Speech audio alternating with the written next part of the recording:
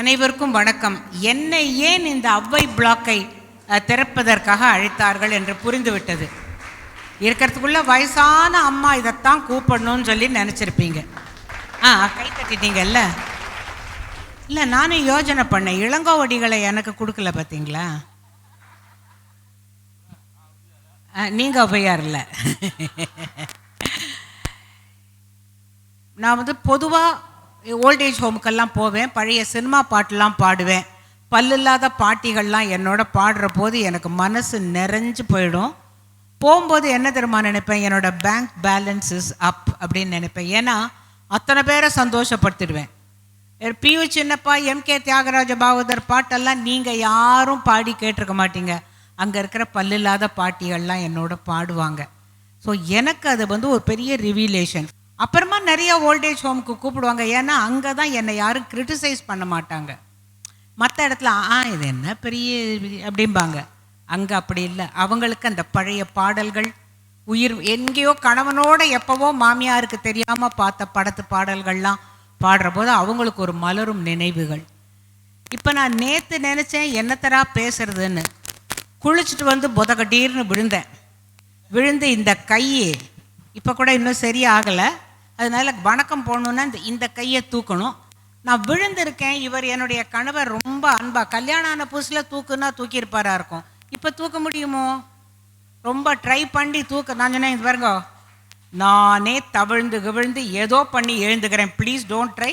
நீங்கள் விழுந்தா உங்களை தாங்க முடியாதுன்னு சொல்லிட்டேன். வயசானால் இது நல்லா புரியுது.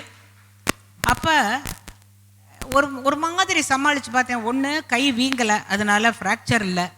மண்டையில் இடிச்சுட்டேன், ஆனால் அது அவ்வளவா வலிக்கலை. உள்ளே தானே இருந்தால் தானே அது பாட்டு காலி, அதனால ஒன்றும் பயம் இல்லை. காலி ஏற்கனவே ரிப்பேர், அதனால பரவாயில்ல. இப்படியே நான் அதனால பரவாயில்லன்னு எழுந்துட்டு ஒரு ட்ரெஸ்ஸை போட்டுக்கிட்டு இவர் நேற்று வெள்ளிக்கிழமை இவர் பூஜைக்கு உட்கார்ந்தார். அப்போ எனக்கு ஒரு ஃபோன் வருது, டாக்டர் காந்திமதி, நான் அவளூர்லேருந்து பேசுகிறேன்னா. அவளூரில் எங்கே அப்படின்னு. அதான் நீங்கள் அழைச்சின்னு போவீங்களே லலிதாம்பாள் டெம்பிள்லேருந்து கூப்பிடுறேன், பூஜையை பாருங்க அப்படின்னு இந்த பூஜையை காட்டி முடிச்சா. அப்போ தான் நான் நினச்சேன், நாளைக்கு நீ போயிடலாம். முடியாது, கீழே விழுந்துட்டேன்னு சேகரன்ட்ட சொல்ல வேண்டாம், கணபதிட்ட சொல்ல வேண்டாம், நம்ம போயிடலான்னுட்டு நான் வந்துட்டேன். வந்த இடத்துல நான் பார்க்குறேன், சரஸ்வதி அக்கா வரதை பார்த்தேன். நான் சரஸ்வதி அக்காங்கிறவங்க எங்களுக்கு சொந்தக்காரங்க. அவங்களுடைய சகோதரர் பார்த்தேன். சரஸ்வதி அக்காவுக்கு ஸ்பெஷலாக ஒரு நமஸ்காரம். ஏன்னு கேட்டால் அவருடைய சகோதரர் நட்ராஜன் அவர்கள் 100 வயது இங்கே வாழ்ந்து கொண்டு இருக்கிறார். அதுதான் ரீசன் நாங்கள் 2 பேரும் வரோன்னு ஒத்துண்டதுக்கு காரணம் அதுதான்.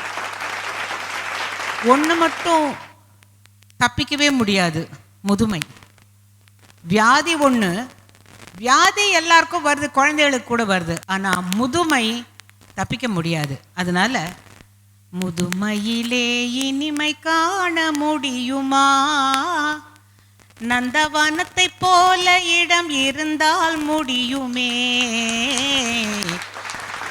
முதுமையிலே. நன்றி.